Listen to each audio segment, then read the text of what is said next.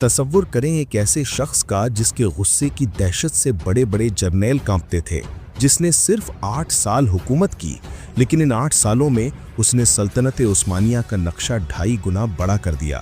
اس نے خزانہ اتنا بھر دیا کہ اپنی مہر لگاتے ہوئے وصیت کی، میرے بعد اگر کوئی بادشاہ اس خزانے کو مجھ سے زیادہ بھر دے تو وہ اپنی مہر لگائے، ورنہ قیامت تک اس خزانے پر میری ہی مہر لگی رہے۔ اور واقعی سلطنت کے زوال تک اس خزانے پر اسی بادشاہ کی مہر لگی رہی۔ یہ داستان ہے تاریخ کے سب سے خوفناک، تیز ترین اور جاہ و جلال والے بادشاہ سلطان سلیم اول کی، جسے دنیا آج تک یاووز یعنی ظالم، سخت گیر یا ہیبت ناک کے نام سے جانتی ہے۔ سلطان سلیم نے دیکھا کہ ان کے والد یعنی سلطان بایزید ثانی کی نرمی کی وجہ سے سلطنت بکھر رہی ہے اور دشمن سر اٹھا رہے ہیں۔ سلیم نے ینیچری فوج کی مدد سے اپنے ہی باپ کو تخت سے اتارا اور خود بادشاہ بن گیا، لیکن تخت پر بیٹھتے ہی اس کے سامنے سب سے بڑا خطرہ اس کے اپنے سگے بھائی یعنی شہزادہ احمد اور شہزادہ کورکت تھے۔ سلیم کا اصول بہت واضح تھا، ریاست کی بقا کے لیے ہر رشتہ قربان کیا جا سکتا ہے۔ اس نے اپنے دونوں بھائیوں اور ان کی اولادوں کو بے دردی سے قتل کروا دیا۔ یہ ایک انتہائی ظالمانہ فیصلہ تھا، لیکن سلیم نہیں چاہتا تھا کہ اس کے پیچھے کوئی بھی بغاوت کی چنگاری باقی رہے، کیونکہ اسے ایک بہت بڑے طوفان کا سامنا کرنے کے لیے مشرق کی طرف جانا تھا۔ ایران میں صفوی سلطنت کا حکمران شاہ اسماعیل ایک نوجوان اور انتہائی طاقتور بادشاہ تھا۔ اس نے خود کو ناقابل شکست سمجھ لیا تھا اور اناطولیہ یعنی ترکی میں بغاوتیں کروا رہا تھا۔ شاہ اسماعیل نے سلیم کا مذاق اڑانے کے لیے اسے عورتوں کے کپڑے اور ایک قطرہ بھیجا۔ یاووز سلیم کا خون کھول اٹھا۔ اس نے ایک عظیم الشان فوج تیار کی اور ایران کی طرف مارچ شروع کیا۔ یہ کوئی عام سفر نہیں تھا، سینکڑوں میل کا دشوار گزار پہاڑی اور صحرائی راستہ تھا۔ شاہ اسماعیل نے جھلسی ہوئی زمین یعنی سکارچڈ ارتھ کی حکمت عملی اپنائی اور راستے کے تمام کنویں اور فصلیں جلا دیں تاکہ عثمانی فوج بھوکی پیاسی مر جائے۔ سلیم کی اپنی فوج یعنی ینیچری تھک کر بغاوت پر اتر آئی۔ سپاہیوں نے سلطان کے خیمے پر تیر برسائے اور واپس چلنے کا مطالبہ کیا۔ سلیم اکیلا اپنے خیمے سے باہر نکلا، گھوڑے پر بیٹھا اور گرج کر بولا، جو ڈرپوک ہیں وہ اپنی عورتوں کے پاس واپس چلے جائیں، میں یہاں اکیلا لڑنے آیا ہوں اور میں پیچھے نہیں ہٹوں گا۔ اس ہیبت ناک للکار نے فوج میں دوبارہ جان ڈال دی۔ 23 اگست 1514 کو چالدران کے میدان میں دونوں عظیم طاقتیں ٹکرائیں۔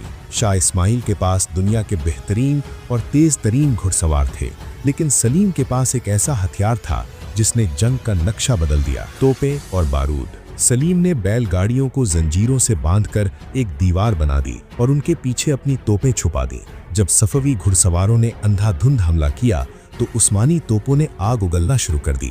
صفوی کی فوج کٹ کر گرنے لگی۔ شاہ اسماعیل خود زخمی ہوا اور میدان چھوڑ کر اتنی تیزی سے بھاگا کہ اپنی سب سے پیاری بیوی تاجلو بیگم اور اپنا سارا خزانہ وہیں چھوڑ گیا۔ سلیم نے صفویوں کے دارالحکایت تبریز پر قبضہ کر لیا۔ مشرق کا غرور خاک میں مل چکا تھا۔ سلیم نے صرف یورپ کی طرف نہیں بلکہ اسلامی دنیا کو ایک جھنڈے کے تلے جمع کرنے پر توجہ دی۔ چالدران کے بعد سلیم کی نظریں مصر کی مملوک سلطنت پر تھیں۔ مملوکوں نے شاہ اسماعیل کا ساتھ دیا تھا۔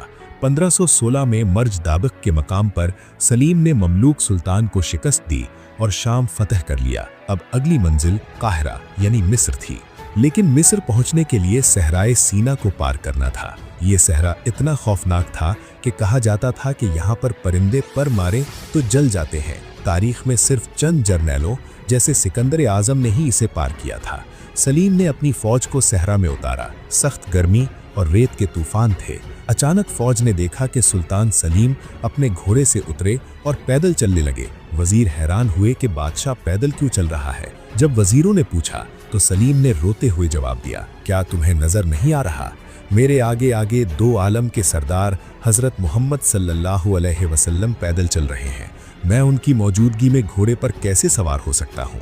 یہ عقیدت اور جنون تھا جس نے عثمانی فوج کو صرف 13 دن میں وہ موت کا صحرا پار کروا دیا۔